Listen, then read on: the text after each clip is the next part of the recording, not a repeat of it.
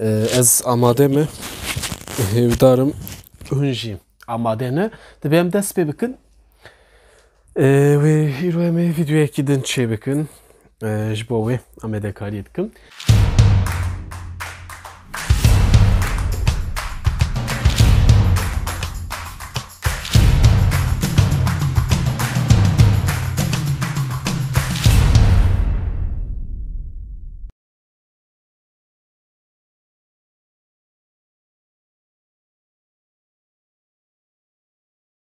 Jinuva merhaba jvera.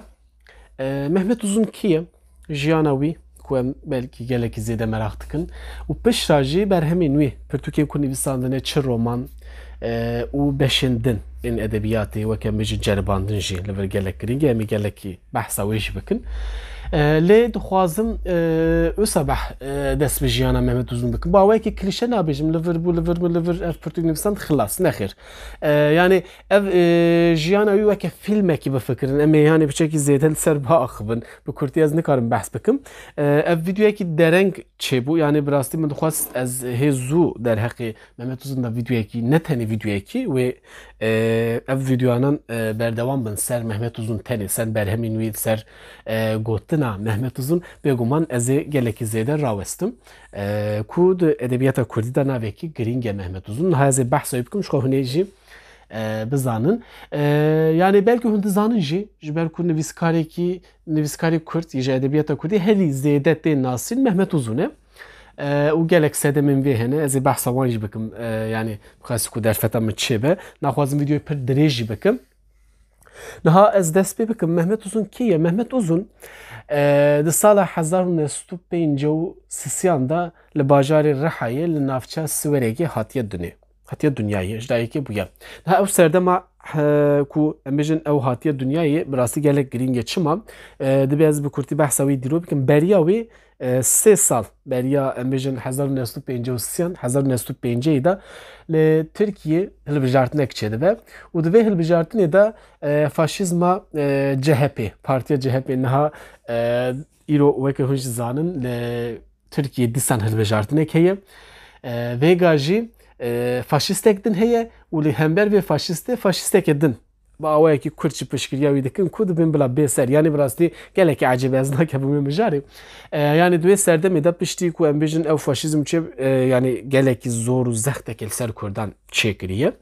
yani Kurd êdî fettisin yani qirika wan gelekî zêde hatiye şîtandin lê bi saya Partiya Kurtê Demokrat Partiya Demokrat biçekî ev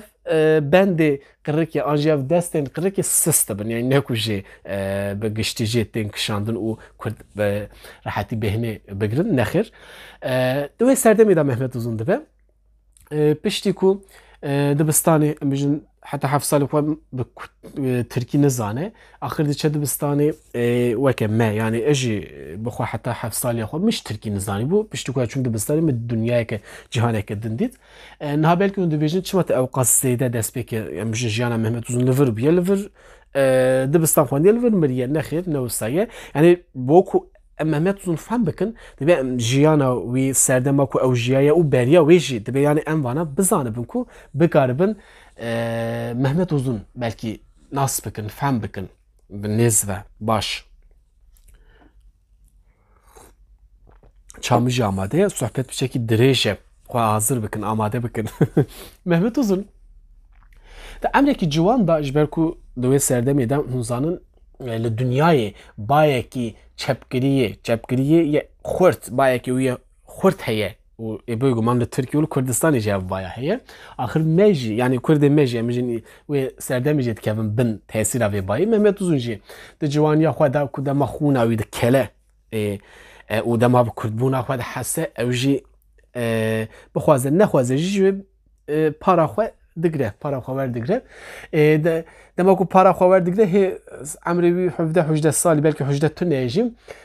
hema ji aliyê em bêjin dewletê ve tê girtin binçavkirin û pişta diçe zindana Amedê ku di wir da ev gelek giring e li vir taybet romana wî ya tu ya Mehmet Uzun niha me behsa romana wî ya ji xwe yekem romana wî ya ewil jî tu ye romana tuyê ye û di wir da behsa ciwanekî dike ew ciwanê ku di emreke xwe ciwan da em bêjin hatiye binçavkirin zindanê di wê zindanê de gelek navdarên Kurda nas dike ku wê serdemê taybet Musa Anter li vir navekî gelek girîng û hin navê din jî hinin wekî din sosyologê Tirk İsmail Beşik jî di wê zindanê de heye duan salan de ew jî di zindanê de heye yani Mehmet Uzun li vir biçekî behsa jiyana xwe jî kiriye lê bi giştî ne jiyana ya romana tuyê lê ger ku romana tuyê bixwînin hûnê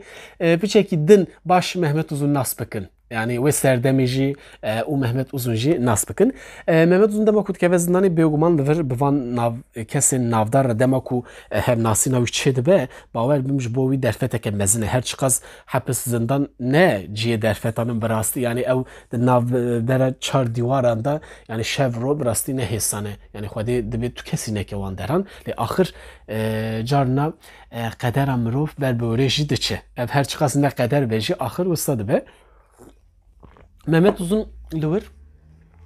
ji Kurdbûnekî politik ber bi Kurdbûnekî em bêjin xwendinê zanînê jî diçe ji ber ku ew navên ku naske Musa Anter li wir heye ku yani bi nivîsê bi qelemê pênûsê re mijûle jiyana wî bi giştî ew e yani dinivîsîne. Pişta ji zindanê derdikeve hepsê derdikeve demekî bi karê weşangeriyê re mijûl dibe ew karê ku dike her çiqas Tirkî zimanê kolonyal be jî axir yani duê serdemê de ne pêkane ji xwe hûn bi Kurdî tiştekî çê bikin li ser Kurdan e ew dîsa para xwe ji wê zulm û ji wê zordariyê em bêjin dagirker desthilatdar digire dîsa dikeve zindanê falan axir êdî dibîne ku yani li welêt an jî li Tirkiye tu derfet û tu rê tu ne ku karê xwe bike an jî tiştekî ji bo xwe yani ji bo milletê xwe an ji bo Kurd bû an ji bo Kurdî bike mecbûr dimîne ew jî derdikeve dervayê welêt koç dike berê xwe de Ewropayê û Swêdê destpêkê hin Fransayê dijî falan pişta axir li Swêdê bicî dibe li wê bajarê Sar û Serma û Seqeme ew ku derê Qutba Bakur diçe werê Qutbên Bakur em bêjin dema ku diçe wir yani dema li welêt ez dîsa vekerim welat li vir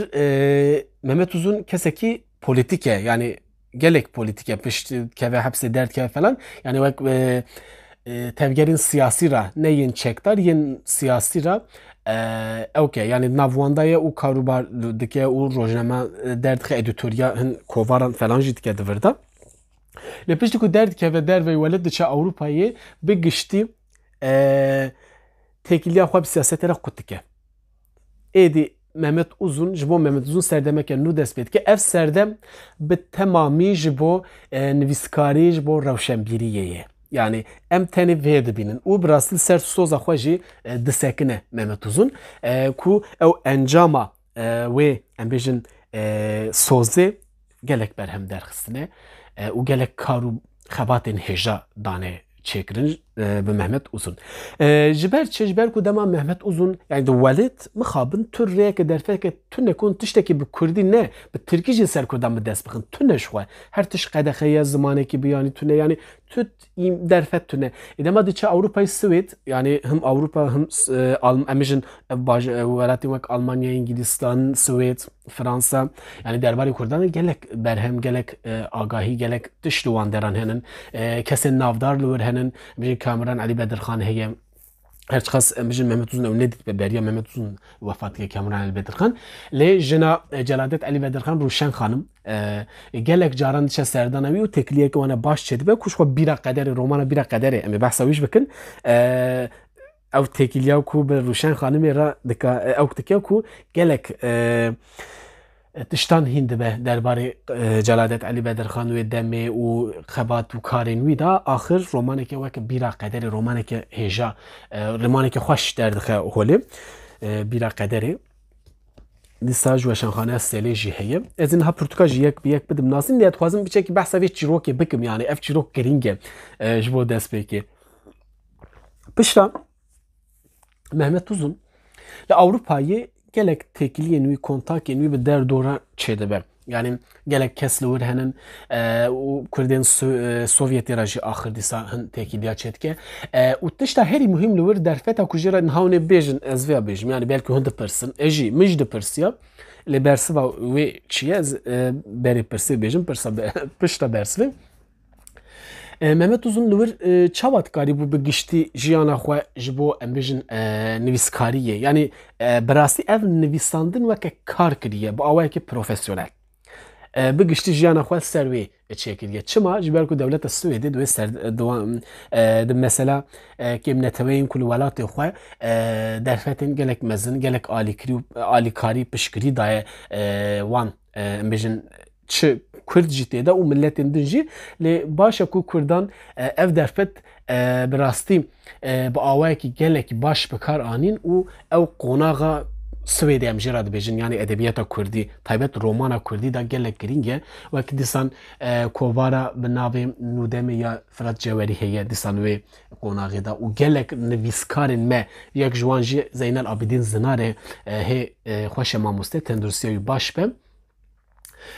Mamoste Zeynel Abidîn Zinar jî piştî darbeya leşkeriya salên heştê gelek zulm û zordarî ew jî dibîne diçe Swêdê ew jî ji medreseyekî Kurdistanê ye. Li wir heta îro ji vêga 120 pirtûkî zêdetir pirtûk çapkirine. 120 zêdetir. Bifikirin yek Kurdekî, yek nivîskarekî şexsiyeteke Kurd 120 pirtûkan zêdetir pirtûk çapkirine. Yani bi rastî ev çîrokeke gelek balkêş ez dixwazim vîdyoyekê ji ser wî çê bikim lê vêga ka hê min pirtûk bi dest nexistine min têkiliyeke çê nekiriye mamostera lê ez ê pêşerojê de teqes çê bikim. Ez dîsa vegerim mijara xwe yani ev derfetên ku li dewleta aliyê dewleta Swêdê yani İsveçê va tê dayîn bêguman derfeteke mezin e ji bo Mehmet Uzun ku bikaribe karê xwe bike û wekî din jî Mehmet Uzun jî bi rastî gelek nivîskarên dunyayê re jî dikare têkiliyan çêke. Yani ev jî gelek giring e her nivîskar vîya nikare çêke ji ber ku bi dehan belkî bi sedan bi dehan em bêjin nivîskarên Kurd di Swêdê hebûn û hene jî gelo çiqas karîbûn ew kontankên xwe em bêjin têkiliyên xwe çêkirana lê Mehmet Uzun ev gelekî baş çêkir û bi kar anî li wir romana tu romana wî ya yekemîn e ku min di vîdyoya dîkî de dîsa behsa wî romanê kiriye dest pê dike û dikeve nava edebiyata Kurdî. Li vir pênaseyeke ji bo Mehmet Uzun tê kirin çi ye û pênase tê gotin ku Mehmet Uzun em bêjin weke pênaseyê ez bêjim tê dibêjin afirandeyekî hîmê edebiyata yani wek bavê edebiyata Kurdî ya modern yani ne tenê edebiyat wêje ne em bêjin bavê romana Kurdî ya modern e bi rastî jî wisa lê yekem romana Kurdî ji aliyê Ereb Şemo ve her çiqas be nivîsandin jî Mehmet Uzun roman li gor disiplîn li gor em bêjin rê û rêbazên wê bi awayekî profesyonel nivîsandiye ev yek a duyem jî romaneke modern êdî nivîsandiye ji ber ku romana beriya Mehmet Uzun ku haya Mehmet Uzun gelekî baş wê romanê ji wan romanan heye lê romanê ne ew qas baş û serkevtine ji ber ku hê destpêkin hê zarokin hê nû welidîne hê nû çêbûne wê çi qas baş bibin lê Mehmet Uzun li vir ev karê ku dike wek romaneka nû diafirîne ne ku zimanekî diafirîne li vir xeletiyek heye zimanê romanê diafirîne ev giring e yani zimanekî ku bikaribe romaneke modern pê bê nivîsandin ava dike çê dike û bi rastî heqê wê jî dide li ba me dibêjin ji heq tê der ji heqê îş hatiye der mijin kar hatiye der yani kesî ku bikaribe karekî baş çê bike jê re dibêjin ji heq hat yani çêkir ehlê heq ehlê wî karî bû ne heqê ku em bêjin ehlê heqê mesela Xwedê baweriyê da ne em bêjin ehlê kesê ku bikaribe wî karî bike baş bike Mehmet Uzun jî ev karî nivîskarî yani wek nivîskar weke kar nivîskariyê dike û heft romanan dinivîsîne ez dixwazim yek bi yek wan romanan bidim nasîn romana ewelîn romana tu ye ya Mehmet Uzun ev roman di sala 1985 da tê çapkirin pişta romana dudiyan mirina kalekî rind e piştî mirina kalekî rind romana wî Siya Evînê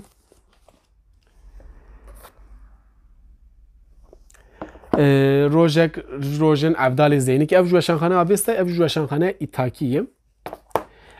û piştî rojek rojên Evdalê Zeynîkî bîra qederê heye bira qederê ev ya avêstay ev ya selê ye weşanxaneya selê herî dawî pirtûkên Mehmet Uzun romanên wî ceribandî wî ji weşanxaneya selê tê çapkirin ji îtakê jî heye û piştî bîra qederê ronî mîna evînê tarî mîna mirinê he ev ya avêstayê ev jî ya îtakê ye ya selê li ba min tune û herî dawî jî romana wî ya Akqerase Qalint Hawara Diclê carna wek di cilde carna jî tenê cildekê ev ji îtakî weke cildek hatiye çapkirin Hawara Diclê ya ku berdestê min adin ya weşanxane avêstayê jî weke du cildin cilda yekem cilda duyem hatine çapkirin. Niha em vegerin ser Mehmet Uzun dîsa mijara xwe zêde ez bela nekim min xwest ez pirtûka nîşanî we bidim yên Mehmet Uzun romanên Mehmet Uzun'un ev roman bi giştî Kurdî nivîsandine Mehmet Uzun romanên wê bi zimanekî Tirkî an Swêdî tune ji ber ku Mehmet Uzun sê zimanan gelekî baş bikartîne Kurdî, Tirkî û Swêdî yani bi van zimanan dikare pirtûkan binivîse û nivîsandine jî em jin ceribandinên xwe bi Tirkî nivîsandine bi Swêdî nivîsandine antolojiyeke bi Swêdî disan ser nivîskarên cîhanî nivîsandiye Mehmet Uzun gelek berhemên wî hene berhemdar e bi rastî nivîskarekî û romanên wî me got hemî bi Kurdî ne ceribandinên wî Kurdî Tirkî û Swêdî ne jî lê mixabin di piyasê de vêga ceribandinên wî bi Kurdî tunin yani ez rast nehatim min nedît min bi dest nexist nizam haya hevalên ku jê henin gel ku bikaribin şkerme xwe min jî haydar bikin ez dixwazim bi Kurdî bixwînim çêtir yani bi zimanê dagirker em bijin Tirkî lê em mecbûrin em ê bi Tirkî jî bixwînin ev ne problem e qas dibe bixwînin ceribandinê Mehmet Uzun taybet romanan yani heta ji dest wetê bi Kurdî qet bi Tirkî nexwînin yani xwe hewl bidin bi şekî zorê bidin xwe bi Kurdî bixwînin yani zimanê Mehmet Uzun zimanekî gelek hêsan e rewan e diherik yani dema tu dixwînî ji ber ku zimanekî ne zêde tevliye ve wek em bijin hawar ekola hawarê ji xwe re wergirtiye û li weke zimanê hawarê em bijin zimanekî hêsan zimanekî rewan ku em bi rehetî bikarin bixwînin û fehm bikin bi karhaniye ji ber wê romanan taybet romanan bi Kurdî bixwînin lê ceribandinan bi Tirkî jî bixwînin dibe lê heta ku derfet hey bi Kurdî çêtir e niha ez werim ceribandinên wî pişta derbasî romanan bibim Mehmet Uzun dema mirov ceribandinê wî dixwîne min wê rojê ji par vekir ez tê gêtim tiştekî ku Mehmet Uzun gelekî zêde behsa gotinê dike xwedî gotin yani dibe mirov bibe xwedî gotina xwe lê ne gotinekî din yani weke tutiyê papaxanê tiştekê bê ezberkirin û tenê wî bibêje ne yani ferqa insan ferqa mirov ji em bijin zindiyên din ji çi ji ajalan heywanan em bijin ji xwe ew e ku dibe gotina me hebe gotina me ya şexsî em bifikirin em ji xwe re gotinekê xwe çêbikin dibe bibe xwedî gotin û ji bo me Kurdan jî tişta herî muhîm ji xwe gotin e gotina me gotina Kurdan hebe yani li gor kesekî li gor şexsekî partiyekî serokekî ne tamam wê bêguman partî û serok û şexs û derdor û fikir û em bijin tişt hebin ema dibe weke şexs wek takekes dibe takekesiya me çawa be yani gotineka me ya wek takekesî heye weke şexsî an tune ez barim tişta herî giring xala herî giring dim yani Mehmet Uzun'da ev gotina xwedî gotin yani dibe xwedî gotin bin gel ku gotina we hebe hûn dikarin tiştekî bibêjin hûn jî tiştekî fehm bikin lê dema ku em xwedî gotin nebin em hin tiştên ezber berkirî tenê bibêjin weke tutiyê wê demê em nabin xwedî gotin wê demê ew wesfê ku însaniyetiyê dibe çawa be yani ji ber ku însan xwedî gotina xwe be bifikire bixwîne ev jî bêguman destpêka wê xwendin e destpêka wê îlm e zanîn e zanist e ku em li pêy wê kevin û bikaribin gotina xwe çêbikin hema carekî de ji çê nabe yani proseyeke dirêj ev xwedî gotin yani bûyîna xwedî gotinê Mehmet Uzun li vir bûye xwedî gotin ji ber ku xwedî gotine gelek rexne li ser Mehmet Uzun henin ez ser vê mijarê jî dikarim vêya bêjim ev rexneyanan bêtir yani bala xwe bidinin ne rexneyên edebî ne rexneyên roman û fikrên Mehmet Uzun'un rexneyên li gor partî yani gor serok û li gor rêxistinên xwe yani ez vêya bêjim yani Camir Rabia Mehmet Uzun ser romanın ne kadar rehne bike jiber ku romanı naxune roman nexwandine berhemin Mehmet Uzun nexwandiye lê çima Mehmet Uzun pesna rêxistina wî nedaye rexne dike çima pesna wî rêxistinê nedaye rexne dike çima bi wî nivîskarekî wisa re tekîlî daniye rexne dike bi nivîskarê Tirk re çima tekîlî daniye ya normal e yani axir çiqa jî bixwaze dîsa nikare yani em çiqa jî bixwazin axir tekîliyeke me heye yani baş ne baş yani çiqa jî dijmin dagirker kolonyal be jî dibe em li gel wan mecburin tekîliyan jî dayne ne wisa ev tiştekî asayî û li her dere cîhanê wisa ye nivîskar jî de her em bijin astên cîhanê însan û em bijin kesên xwedî pişeyê jî mecburin li gel hev axir tiştekî çê bikin yani ev muhîm e yani vê meseleyê de jî gelek rexne hinin ser Mehmet Uzun li ev ne rexneyên edebî ne ev ne rexneyên em bijin li gor rê û rêbazekî edebî li zer pirtûkan zanistê nihayetiye çêkirin tenê li gor tiştên şexsî li gor tiştên partî û fikrî û felan bêvan hatiye rexnekirin ji xwe Mehmet Uzun yani nivîskarî û însanê ku xwedî gotin be û gotina xwe bibêje bêguman ew gotina wî ji alî her kesî ve nayê hez kirin û nayê qebûl kirin heger ku ew kesên ku qebûl nakin hez nakin jî kesên xwedî gotina xwe nebin yani tutî bin wê demê ew însanan ji xwe qet nikarin rexne yani mesela rexneyê fehm nakin îro di Kurdî de jî mesela rexneyê hê ne di astekî baş da ye yani rexneyeke baş ya edebî dibêjim mixabin baş nîne tune yani baş tune heye lê kêm e ji ber wê divê ev mesele yên jî gel ku rexne tê kirin li gor rê û rêbaza çarçoveya rexneyê da bêkirin ez barim baştir e ez vegerim romanan dîsa min çend romanên Mehmet Uzun xwendim pêş de xwendibûn lê axir ev gelekî pêş bûn dîsa min dest pê kir ez niha romanên wî dixwînim Mirna Galekî Rind Siya Evînê Tu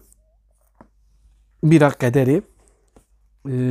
van pênc romanên çar romanên biborin min xwendine û ên din jî niha di dorê dane ez ê wan jî bixwînim û biqedînim dixwazim misal ez romanên Mehmet Uzun hemiyan bixwînim yani Mehmet Uzun bi rastî dibe bê xwendin yani bê femkirin ew pê û gelek xelat wergirtine Mehmet Uzun ez dixwazim şekî ji behsa van xelata bikim em gelekî ser ewka Mehmet Uzun axivîn yani taybet xelata ewkê giriye di 2005 da ji aliyê hikûmeta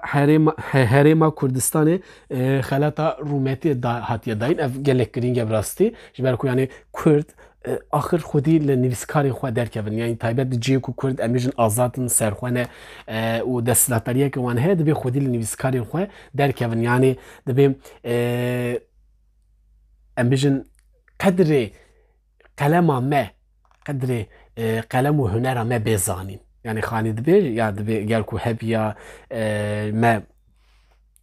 biborin yani hebiya me padişah dibe axir weke mane ez bêjim yani gel ku hebiya me xwedanek Elî Keremek falan wê ew qedrê qelema me hunera me zanîbe lê dema ku tune be qedrê qelem û hunerê nayê zanîn dîsan li Swêdê gelekî xelat wergirtine dîsan xelata Pênûsa Azadiyê wergirtiye li Swêdê wergirtiye ji Akademiya Swêdê gelek xelat girtine dîsan li Enstitûya Kurdiya Berlînê xelata edebiyatê girtiye yani hin gelek xelatên wî din dîsan li Tirkiye ji aliyê hin sendîqayan hin komeleyan rêxisinan ve xelatên Mehmet Uzun hene xwedî xelat e yani ev çima min got yani min xwest ez behsa vê bikim niha mirov merak dike nivîskarê ku dema dixwîne dibe jiyana wî merak dikin ya min xwest ez behsa vanan jî bikim lê mixabin Mehmet Uzun emrekî ciwan da ez dikarim bêjim ku mir yani ji nav me çû wefat kir 2007 da li Amedê li bajarê ku herî zêde jê hez dikir tim behsa Amedê dike pir ji Amedê hez dike ku wan salê ku xwest vegere Kurdistanê lê mixabin nexweşiya wî jî hebû vê nexweşiyê zêde rê nedayê derfet yani rê nedayê nehîşt Mehmet Uzun mixabin 2007 da mir ruhê wî şa dibe lê li pê xwe bi rastî kulliyatê kişt li pê xwe gelek roman gelek nivîs ji geynî vanan Mehmet Uzun li pê xwe gotin hişt gotina xwe yani Mehmet Uzun di jiyana xwe de tê gêştî bû ku gotin dibe gotin hebe dibe Kurd xwedî gotin be gotina Kurdî Kurdan hebe lê ev gotineke nivîsî hebe. Yani gotineke Kurdan hebe. Bi rastî piştî ku bi Mehmet Uzun xwend ez tê gêştim vê mesela gotinê ez jî difikirim dibe em bibin xwedî gotin. Em gotina xwe çê bikin. Yani ev mesela mina ji xwendinê ev bangewaziya mina ji bo xwendinê hem ji bo xwe ewle ji bo xwe bangewazî dikim bo dûra jî bu era jî par vedikim. Yani şîreta li we nakim. Dibe yani mesele ev ku em bibin xwedî gotina xwe. Gotina me hebe. Em bikaribin biaxivin. Em tiştekî bêjin û dibe ev ya me be, ji me be. Ne ji ciyekî berkirî be. Wisa ezber û ji ciyekî kopya bikin pêra bizeliqîn çêkin wisa jî çê nebe. Ya we be yani ya me be. Bi vî hawî ez hatim dawiya vê videoyê bi rastî video biçekî dirêj bû li min biborin. Lê ev wek destpêk bû ev videoya ji bo Mehmet Uzun ji bo berhemên wê ez ê pêşerojê de behsa hê gelek romanên Mehmet Uzun bikim, behsa gelek berhemên Mehmet Uzun bikim û ser Mehmet Uzun em ê biaxivin. Bi xatirê we li xwe baş binêrin, bi Kurdî bixwînin, Mehmet Uzun jî bixwînin.